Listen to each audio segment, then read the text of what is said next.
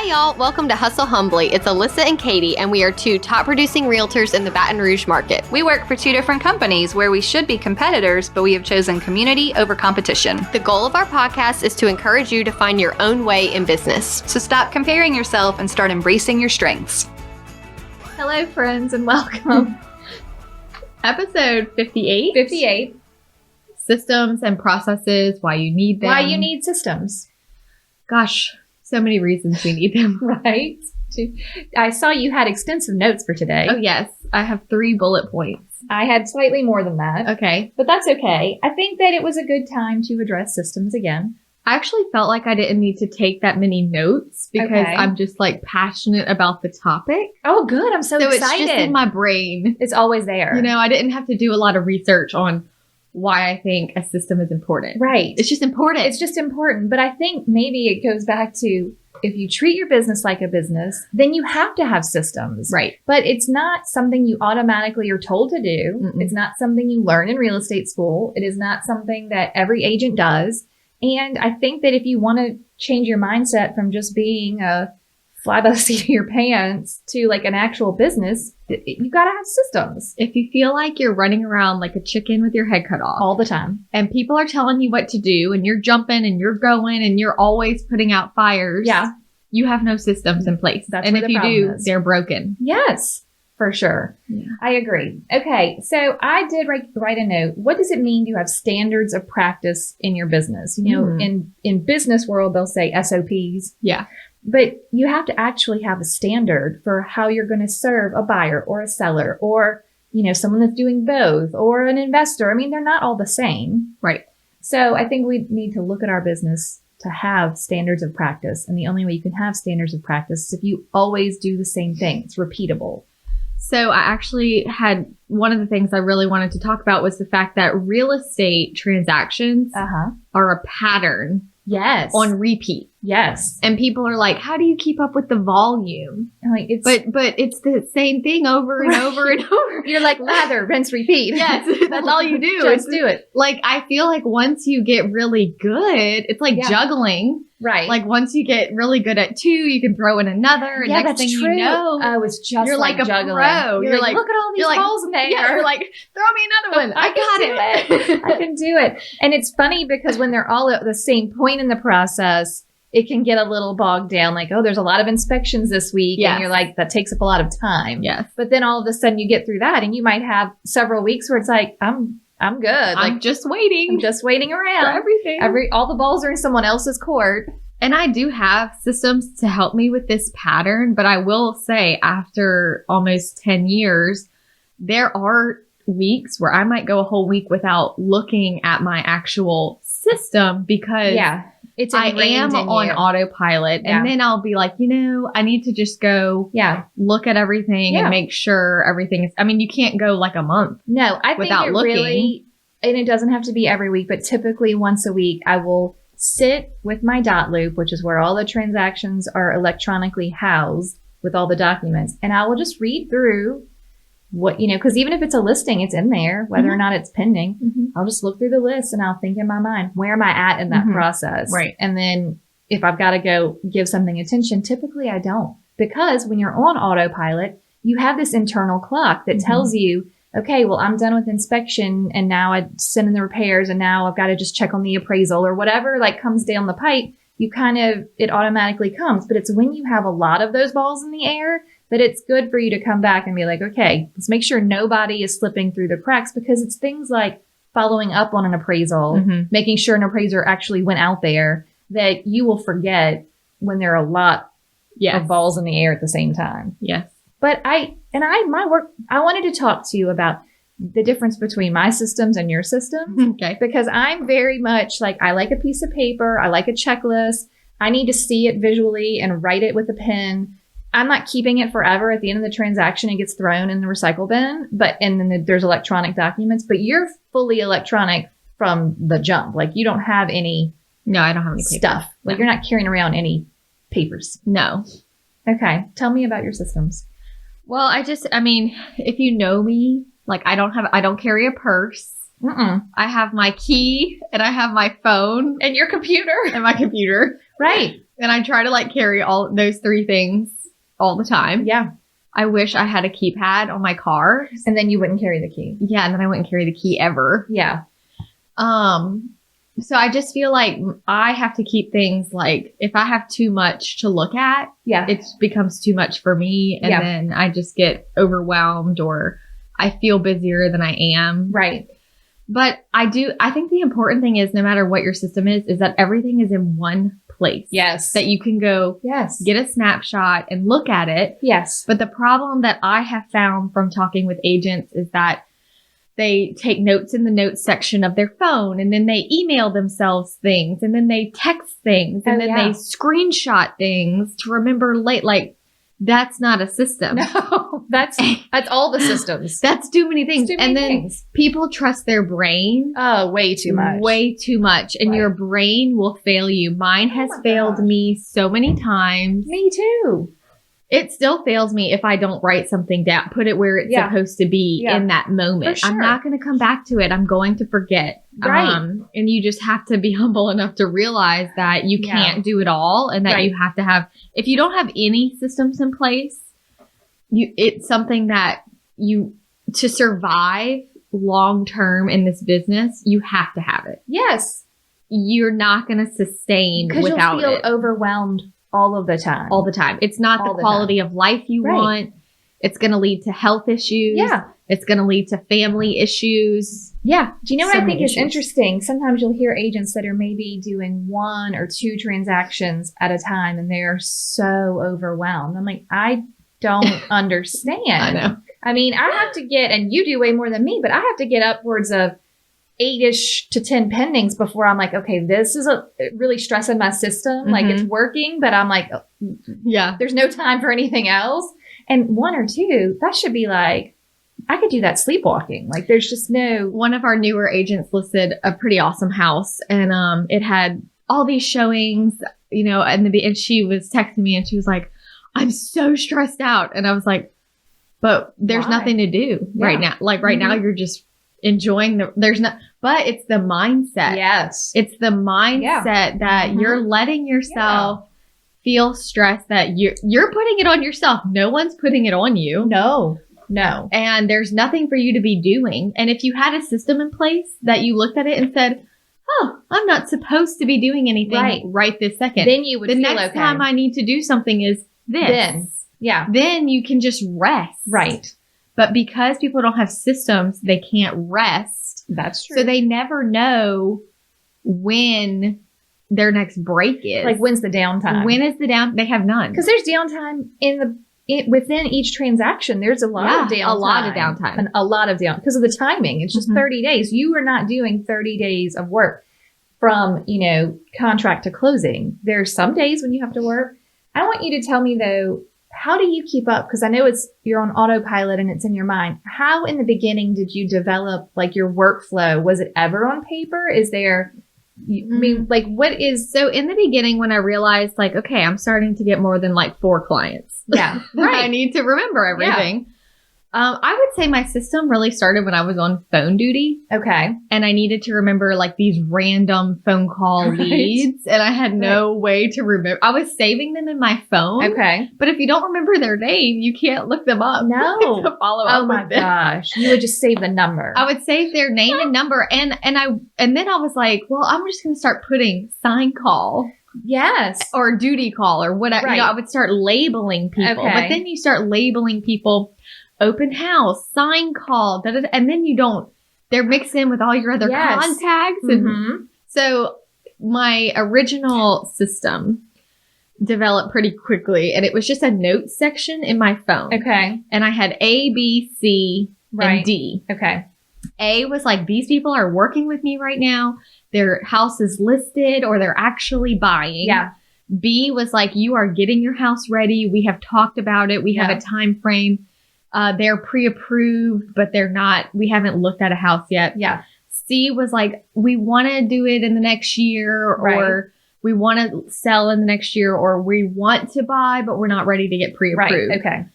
And then D was like, anytime someone came up to me at a social hour, cocktail party, supermarket, ran into someone, and they're like, oh, in 4 years when my daughter graduates college, we're going to need your help. Well, guess what? I need to remember that in 4 years. So I would put them in the D column. Okay. And then I actually, in the D column is where, in the C column is where like the sign calls and stuff like that went. Okay. And next to it, I would put what they were. Sign call. Yeah. So, but then it was just, everything was in one place and I could prioritize it. But then it was getting long. Right. Like it's like it's an experiment, if you will. If you will, for 3 months, do this. Right. You will be amazed at how many prospects you have. Right. How many people ask you about real estate? Yes. Oh, yeah. You cannot even, I can't go outside and talk to my neighbors without, like, I not laugh, but I think, you see these agents that wear the ask me about real estate shirt. I'm like, I don't need the shirt. Right. They ask. I have never been in a social situation in the last 5 to 7 years when someone did not ask me about real estate, to the point where I've gotten kind of like, not being ugly, but just joking about, be like, oh, well, I'm not on the clock right now. Like, but let me tell you all about the comps in the neighborhood. Right. People are going to ask. Yeah. So your list got really long. Yeah. And that also allowed me to rest. Right. Because I never felt like, oh my gosh, I'm never going to have business again. You weren't stressing looking for leads. I'm doing my air quotes. Right. Because you saw how often people were approaching you about real estate. Yes. I could physically see that people were starting to associate. Yeah. When they thought of real estate, they came to me. And it could be like, I had a lady in this networking group I was in. She was an older lady and pretty well known like in the community. And she came up to me and was like, Alyssa, what do you think about the condos at this place? And I was thinking to myself, don't you have why are you asking me? Right. I'm honored.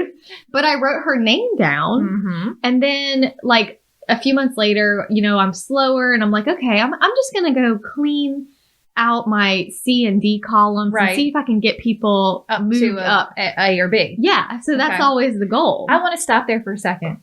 You tried to move them up. Yes. Because this is something you learn deeper in, like years in, when your confidence is pretty good. Yeah. I learned a few years ago, I'm like, holy smokes, I can literally get someone to buy a house. Yes. Not in like an ugly way, like in you were on the list, maybe you mentioned a specific neighborhood. I run across a listing in the neighborhood that I think is a good deal or in good condition or whatever. And I can call you and be like, hey, remember when you said you like that neighborhood? I just thought you should know about this house. And then all of a sudden they're like, yes. And then they're excited. Yes, let's go see it. And then it's like, when I call that ripping the Band-Aid off, once they see one house, it's just like, even if that wasn't the right house, then they're on the path. Yeah. You can literally put people on the path. You can. Okay, so you went back to the C's and D's when you were slow, and you would check in with them. I would just check in with them. And y'all, if someone tells me they're going to sell their house in 4 years when their kid graduates, I'm not checking in with them every week. No. That would be horrible. Oh, yeah. Maybe You're not going to do the 33 touches? No, I'm not going to touch them 33 times for the next 4 years. What is 33 times 4? I don't know. But I'm not going to touch anybody. Okay, that many times. So, but I would maybe, if it was someone who told me they were going to be a seller, I would set them up on a subdivision report once a month for their subdivision. Yes. And I would email them or call them or whatever and say, hey, I know you said you're a ways out, but it's always good to know what your subdivision's doing. So I'm just going to put you on a monthly report so you can see. Right. And then in 4 years, once a month for 4 years, they're getting all the information they need with my information on it. Right. So that is your system to keep up with and then seller leads. Those people will also get like a Christmas card. I make sure I'm friends with them on Facebook. Yes. Whatever I need to do to just kind of appear in their life. Yep. And remind them that I'm here and I'm available whenever they're ready, even if that's in 4 years. Yeah. But the problem is people go to cocktail parties and someone says, hey, and next year, I'm going to sell my house, blah, blah, blah. And they get so excited. And then next year they see that person listed their house and it wasn't with you. It's so sad. And you have no one to blame but yourself. Yeah. Yeah. It just happens. I know. It does because they're going to go to another cocktail party. And tell another realtor the same thing. And there's going to be another realtor at that cocktail party. Yes. Yes. So it's just important that you are being intentional. Right. And honestly, it kind of became like a game. You're like, I was like, how long can I make this list? Wow. Like and it could be anything. Yeah. Just like, how's the market? You're asking me. Then so you consider me a realtor. you consider me a realtor. You didn't ask someone else. And that doesn't mean I'm going to stalk you. It just means that I'm going to keep you in my life and, maybe update you on the market because you expressed interest. Agree. Okay. I like it. Mm-hmm. All right. I want to talk through a list of the systems that I am using. Okay. And you can say yay or nay. Well, we all know email templates. Sure. That is I think, tippity top #1 system that will change your business, change your life. Mm-hmm. Okay. Then I have a buyer system, which includes a buyer folder and then my buyer workflow and my buyer contract to close, whatever I'm doing. Yeah. Then I've got my seller system, same thing, got a folder. It's because I pull the folder for them out of the closet. It's been stuffed already. I take it with the information to the first appointment. That's it. I'm not bringing a fancy listing presentation. But it's ready. I've got the folder. It's information I leave with them. It's done. Tracking business. I have a system to track my sales. How do I, at the end of the year, you do your chart with where they came from. That's huge. It's important for people, I think, in your social media and in your sphere to see, oh, I didn't know that she works with people from church, or I didn't know that other agents would send you that you're open to all those types of business. Right. So tracking business, and then database obviously is up there right next to your email templates. Email templates is a system for getting it done, but database is a system where you're going to get these people. You got to have it. And then we're going to talk about this in great detail. Pipeline management in Trello. Okay. Because I just adopted this, but we're not going to get there yet. Did I miss any of your systems? I don't think so. But what I think is cool is that all of these things are part of one system. Yeah. So if you have a buyer checklist and a seller checklist and you're doing the real estate pattern, in your checklist, it says send buyer email template, send seller email template, add them to your database. Yes. Give them the buyer packet, add them to your, label them to track them. To know where they came from. So all these things, right? It's not like you have 8 different systems. These are basically things on your to-do list. Correct. This is all within your one system. Like your ultimate, you have 2. You have a buyer workflow and you have a seller workflow. Yes. That is it. And they have a lot of similarities. Oh my gosh. There's crossover. And especially if you're doing a seller that's also a buyer, then you're doing both simultaneously. Right. It doesn't make it any different. Yes. Because that's my bread and butter. I don't know if it just has to do with how long I've been in the business or what, but I love a move up buyer, a seller and a buyer at the same time, because also you need half as many clients for the same amount of transactions if you were just doing buyers. Yes. I mean, hello. Right. That's pretty easy because I only have to guide one human through 2 things. Mm-hmm. And so you just, I think that's true. Mm-hmm. Okay. I think the importance of systems is that they are repeatable behaviors so that you're not struggling to reinvent the wheel every single new buyer, every single new listing. I have seen agents in my office, they're like, oh, I have a listing this afternoon. What should I put in the folder? Or what should I take the listing? I'm like, I don't understand. I know. It hurts my heart. Right. But you have to think about it. It's hard to dig down and find the right information, right? I don't think there's any particular brokerage that says, here is the manual. No. And everybody's different. Even if they provided that. You have to figure out, so I like paper, you don't. I mean, you have to figure out what is your workflow? How looking at it digitally on whatever, is that going to be enough for you? Your example just now reminds me of having a toddler when, at first they ask you questions like, Mommy, where did the stars come from? And you're like, what a sweet question. Cute. And I'm so excited to answer it for you. And it's exciting to watch your little face get excited at the answer. And then, Mommy, where did the stars come from? Mommy, where did the stars come from? Mommy, where did the stars? And then eventually you're like, God made them. Get away from me. Get away from me. You can't be helped. You can't be helped. But that is sometimes how I feel about agents. Right. And honestly, it inspired so much of the podcast. For sure. Because what was happening to me was my inner light, if you will, was dimming. Right. From all the same questions. From all the same questions. And from a lot of the same people. Yeah, bless them. That never would do it. Yeah, it's so weird that it won't sink in. But you and I are very much doers, action oriented. Yes. So it is a different personality type. It's a different mindset. But it doesn't mean that if you're a little bit more, loose or easygoing or not as much into like strict ABCD, whatever, it doesn't mean you can't get there, and you need to get there, or else you're going to be overwhelmed and burn yourself out. Yes. And I don't know why they don't listen. Why do you think it's so hard? I mean, there are really good agents in our market. Okay, I'll put it this way. There are agents in our market who do a lot of business. Yes. Why is it so hard to have a system in place?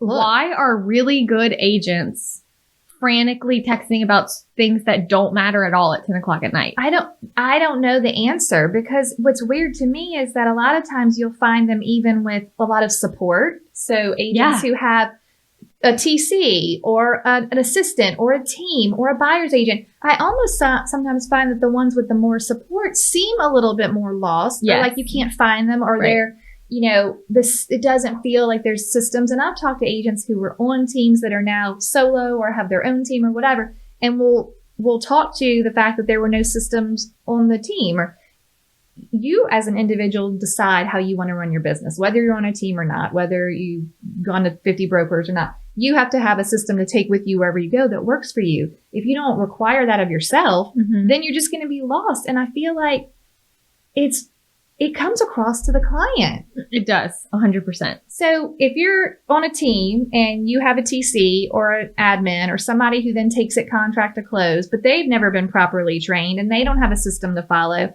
and everyone's flying by the seat of your pants, the client is going to get frustrated and they're going to have a poor experience, because it's going to become stressful, because all of a sudden you're calling them the day before closing like, hey, you were supposed to get a termite certificate. Did you get a termite certificate? And they're like, what are you even talking about?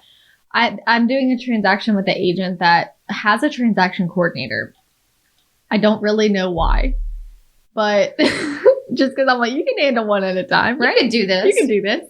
But the transaction coordinator emailed me from the beginning and was like, Alyssa, please copy me on all correspondence for this transaction. So now I have to remember. Yeah, I know that's hard. 2 email addresses, and I have to like go back and look them. Anyways, it's frustrating, but fine. Right. So Friday, I sent the inspection repair request to the listing agent and the transaction coordinator. Right. You copied. You do what you're supposed to do. Okay. So Sunday, I'm having a great day. Labor Day weekend. I'm out on the river. God. Oh, you're like living it up. Living it up. And I get a text from this agent.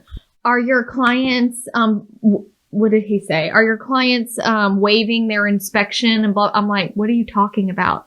Well, the deadline is today and I haven't heard anything from you. You're like, you're 48 hours deep into a 72-hour response. Yeah. And I said, I'm sorry, but I sent you our repair request on Friday. Did you not receive it? Next text. Oh, I see it now. Guess what, dude? Not my problem. I followed your instructions and now you're bothering me. But right on my day off. On my day off. But also. and my heart dropped because I was like, did I not send it? Yes. Like, I know we did it, but here's on top of that, this is where I'm talking about client experience. Now you've got to, on the Sunday of the holiday, contact your seller and tell them, by the way, you got to tell me by tomorrow if you want to do this stuff. Right. Like now you've cut down their response time. Yeah. Because the clock started ticking when you sent it, not when they realized. Oh, he had to ask for an extension. Oh. I had to tell my clients that, hey, he dropped the ball, so they need more time. You know, oh my heavens! But it's just that is how you look to other agents when you don't have a system. That is how you look to your peers and to your clients when you are requesting documents that you already have. When you're missing deadlines, you being unorganized and having no systems in place affects everybody else. Everybody. It affects the people that have good systems in place. Yes. That are doing what they're supposed to be doing and treating it like a job. Yes. When you just said that, this is what it made me think of. How many times have you had a scattered agent say, hey, what about that addendum or that extension? I need it. And I'll be like, oh my God, did I not send it? And then I have to go check and realize that I did it. And then I'm like, this is double work for you who did it right. But then I doubt myself. I'm like, oh man, did I not do it? You know, look, we're not perfect. Sent the email that didn't hit send or, and then like, oh shoot, it's in my drafts. Yeah. Like, I didn't send it, but it's not that often. I know. Oh, it's rough. Hello, friends. We are so excited that so many of you are using the template course, and the reviews are just pouring in, letting us know that it has helped your business as much as it has helped our business. Yes, listen to this review. Thank you so much for providing this wealth of information, knowledge, in template form. So far, I've used a handful and received positive feedback like, this is so professional, or I really appreciate how organized you are. I mean, can you imagine? Yeah, your clients are actually going to say that. Yes. All right, here's another one. Thank you so much for this. I can't tell you how many times I've started this and how many notebooks of samples and notes I had. I have ADHD and it is super hard to stay focused on getting it done. Having it all in one place is going to make it so nice. That is what we're here for. I know. Just look, you don't need to reinvent the wheel. Just use these. Yeah, nice and simple, easy, ready to go, ready for you to put your own logo on, make it sound like you. So head over to hustlehumblypodcast.com/course and check it out. That's right. And you're going to enjoy them. You're going to love them. It's going to change your life. Literally fired my assistant. They are the best. Okay, enjoy the template. Yes, enjoy. Okay, so I wanted to say too, your system can be simple and should be simple. I don't think that you need a fancy website or a CRM or some machine to yell at you to do all the tasks. I think that we're all capable of looking at a to-do list, whether it's digital or on a piece of paper that says, you know, I need to check on the appraisal now, or I need to send the lender or whatever. So it can start with something really easy, like you should always, always, always say, are you working with an agent when you get a lead? Yeah.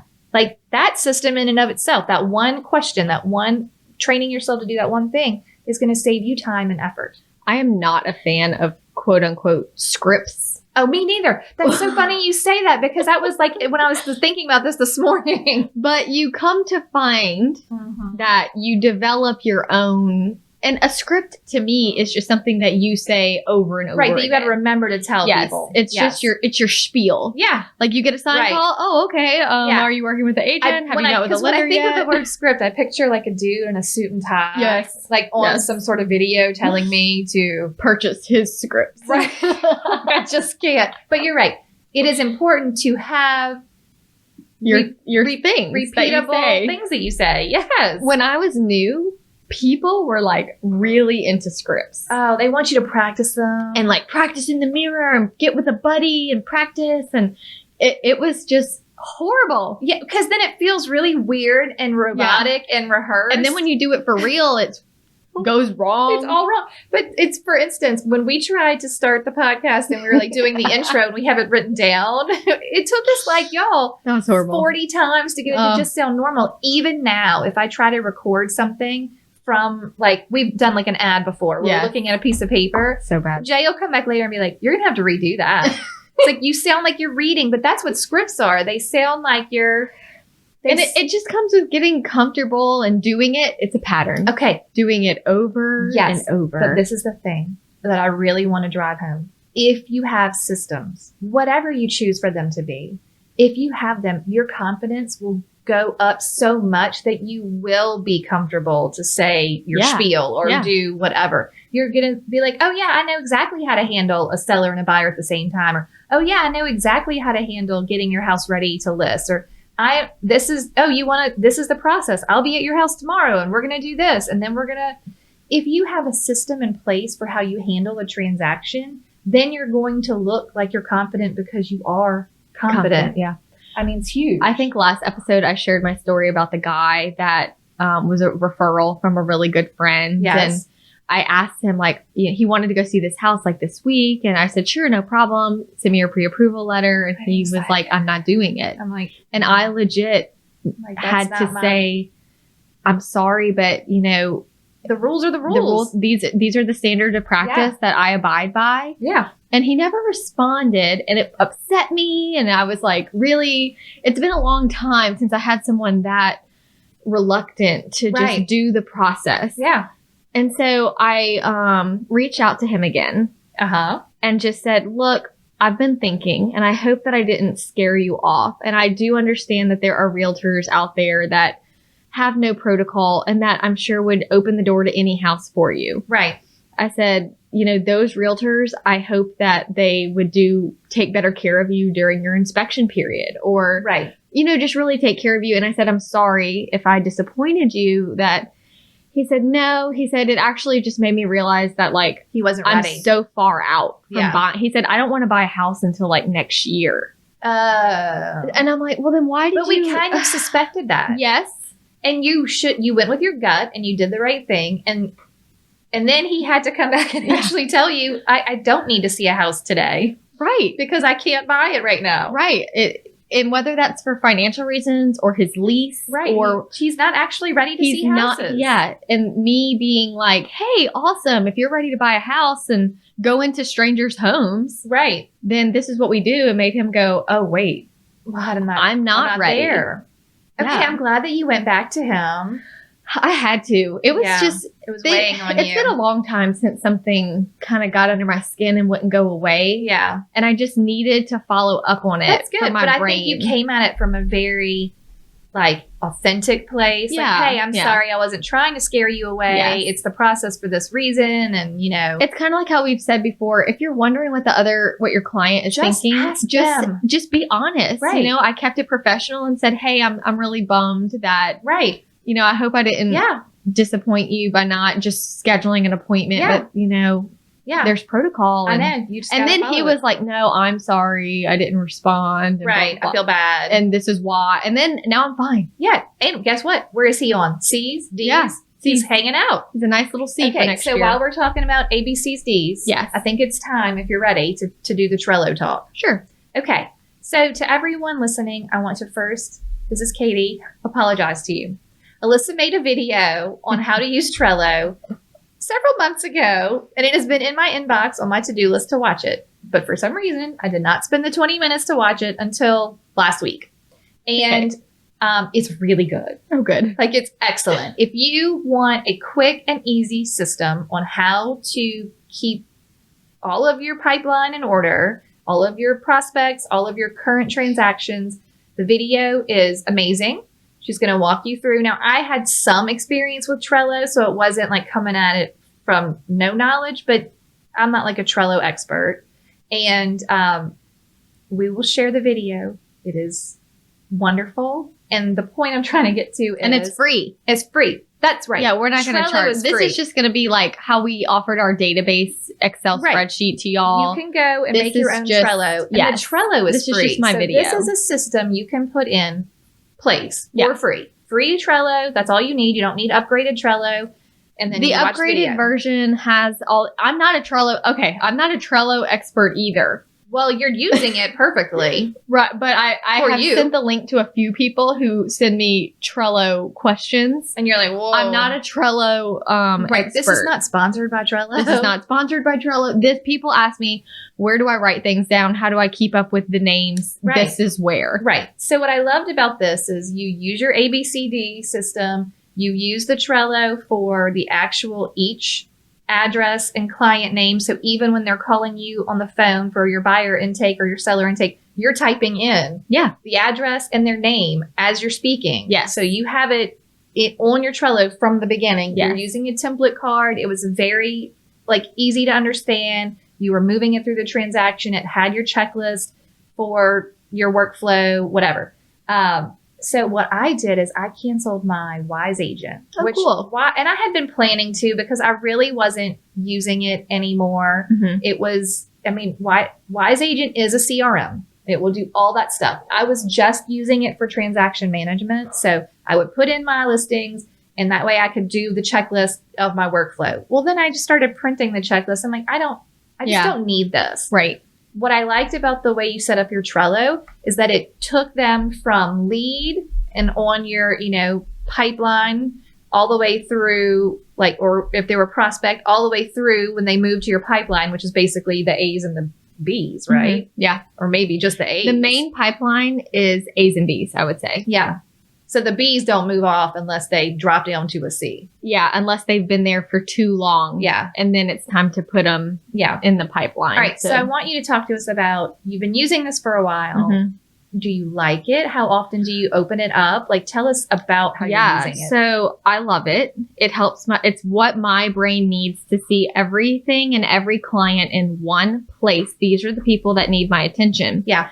What I like how you just said, I don't need this. Right. Like when you were doing sometimes even things like Trello or any system that you use, they have lots of bells and whistles on them. Yeah. And they may be cool. And then if after 2 weeks you're like, I don't use this, and I'm spending more time color coordinating and setting up than I am actually using it. Right. And so it's okay to modify. So when I first started Trello, I made the buyer template and the seller template, as you'll see in the video.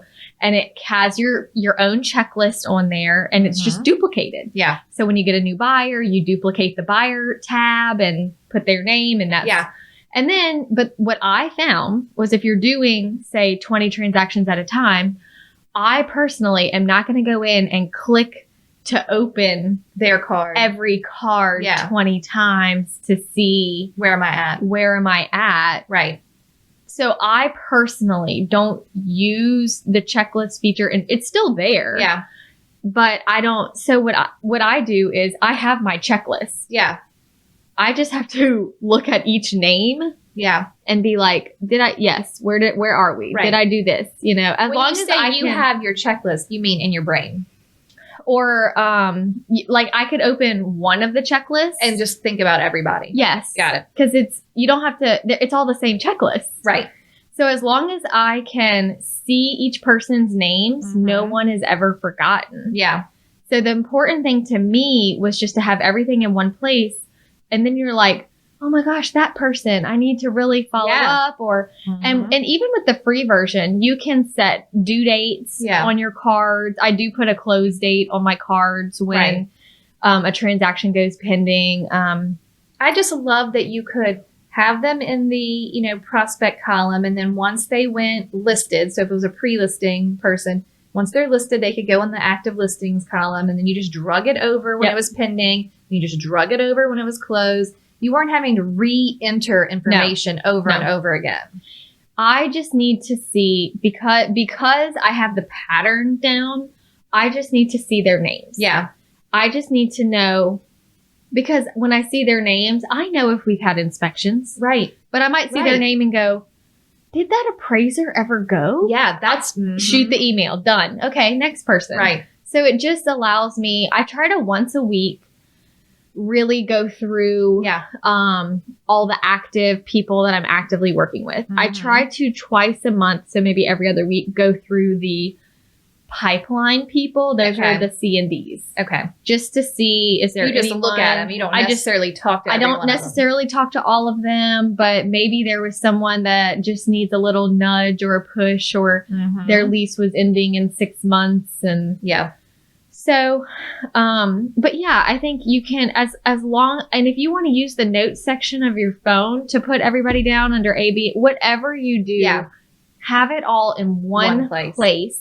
Because otherwise, and I do think one reason agents, even good agents, don't do well with systems is that they are focusing on so much besides the client. Yes. They're trying to do so many genius things, whether it's their side hustle or this amazing social media platform or this great marketing idea or making a flyer that takes 5 hours, whatever it is. It is distracting them from all that really matters in real estate, which is the people. Right. So if you have all your people in one place and you have them prioritized how they need to be prioritized, people just don't slip through the cracks. No. And then you don't have to worry about apologizing later. You get all good reviews. You get repeat referral. Yeah. And people are so impressed when you remember them, like, later. Just from that one thing they said. Like, oh, wow. Yeah. That's so good. Amazing. I think that's an amazing system in itself. I think that we can stop looking for the magical leads if we just see the ones that are already right in front of our face. Right in front of you. Right in front of your face. One thing I wanted to touch on before we close out was that broken systems lead to deflation of self-confidence. Oh, that's fair. It's like when you're trying to diet. Describe me a broken... Yeah, tell it to me. Okay. So if you're trying to diet and you're like, that's it, starting Monday, my system is going to be Right. no soft drinks and less sugar. And then you wake up and have a Coke. Yeah. You don't trust yourself. No. You're like, I suck at this. I'm no good at this. I'm never going to be any good at it. I'm never going to be any good at it. I can't stick to my word. I can't do this. That is the same situation as a realtor that doesn't really have systems or that says, I'm going to do it. I'm going to make this amazing system and it's going to cure all of my problems. And I'm going to be like a superhero realtor. And then it never happened. Right. And then they go, it's like this cycle up and down. And that's what I see realtors in all the time. Yep. And I had to get off the roller coaster with them. Yeah. And it's hard because I care about them so much. Like realtors are some of my favorite people. Yes. But I just couldn't do it anymore. I know. Look, that's really so funny that you're saying it like that in that way. Okay. So I think we're all aware I have my little agent systems course that I love because I'm so passionate about systems. But what I think is the most important part of the course is that it is a 6-week system where you learn something this week and Katie's there with you and she's like, hey friends, did you implement this week? We do our Facebook Live. We talk about questions. Then next week we start on a different system. We're not just like, here's all of the information, go forth and make systems. I'm on the roller coaster with you, if you will. And the goal for me is that at the end of the ride, you get off with everything in place. Right. Not like, what do I do with all of this stuff? And even if you don't love every bit of the way I do my systems and you can pick up some really good things. I mean, I've had an agent who was just like floored by the simple seller net sheet, like how to fill out your seller net. I go through, how do I complete a CMA? Right. Not like in such great detail that it's overwhelming, but it's like, here's some quick tips. Do it this way. Don't overthink everything. Right. But I like that you're off the roller coaster. I'm on it. And I mean, I just had to realize that I was getting more emotionally invested in people than they were getting in themselves. Yes. And I just at some point had to be like, Alyssa, you can only help people. This is not your problem. Yeah, you can only help me because I want to help everybody. Yeah. I want everybody. We want everyone to be better. To be better and to reach their goal. If that's what you want to do, I want to help you get there. For sure. But I can't do it for you. No, you can only lead the horse to water. I know. You cannot make them drink. I want to make them drink. You can't.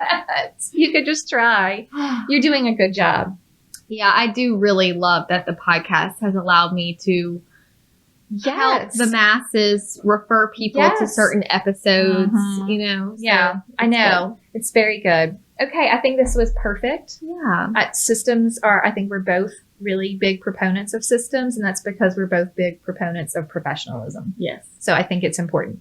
Are you ready for a toast? Yeah. Okay, this is a really good one. Oh, yay. I know, I'm super excited. So, what? Where can they find Trello link? Oh, good call. I'll put the Trello link in the show notes. Okay. So whenever you're on your podcast app, you can actually just go look in the show notes. But it is also on our YouTube channel already. Okay. So you can go search it on the YouTube channel. Great. And then we beg of you not to just watch those videos because, hi, YouTube, they're terrible. They're fine. They exist, but there are people who literally just watch. I think it's so funny that we have YouTube watchers. They look, whatever floats your boat. Some people are visual. I don't know. Yeah. Like, you can watch us in our little studio. Yeah. Okay. So yes, it'll be on the show notes. You can find the Trello link. And please don't curse my name when you realize that you wish you had heard this months ago. Yeah. I'm sorry. Okay. It's fine. It's really good. It's better late than never. Okay. So our toast comes to us from Caroline Swanson. Caroline says that she has a toast she wants to scream from the mountaintops. Oh, good. Her name is Katrina Hake. Yes, Katrina Hake. And she has chosen community over competition in her business since day one. She is so willing to bend over backwards for everyone who crosses her path. She wants everyone around her to succeed. She's the most giving person I have ever met and holds zero secrets to her success because she will share her wisdom with anyone who will benefit. Aww. Not only that, she is excellent in the business herself, and I attribute it all to how much she truly cares for the people she works for. Yay! She is one of the sweetest, smartest, and funniest people you will ever meet, and I feel blessed to know her. Wow. I know. So Caroline, and she's in Eau Claire, Wisconsin. So Caroline is toasting to Katrina. That's wonderful. I know. Cheers, that Katrina. Was a good one That for was this episode. Really good. I know. Just share, peoples. Perfect. I love it. Okay. Cheers to Katrina, and y'all have an awesome day. Yay. Bye. Thank you so much for tuning in to the Hustle Humbly podcast. Let us know who we should toast to for the next episode. Be sure to follow us on Facebook and Instagram at Hustle Humbly Podcast. If you have an episode, topic, or question, please email us at hustlehumblypodcast@gmail.com. Be sure to subscribe to the podcast and leave a review. See you next week. Bye. This is the good life.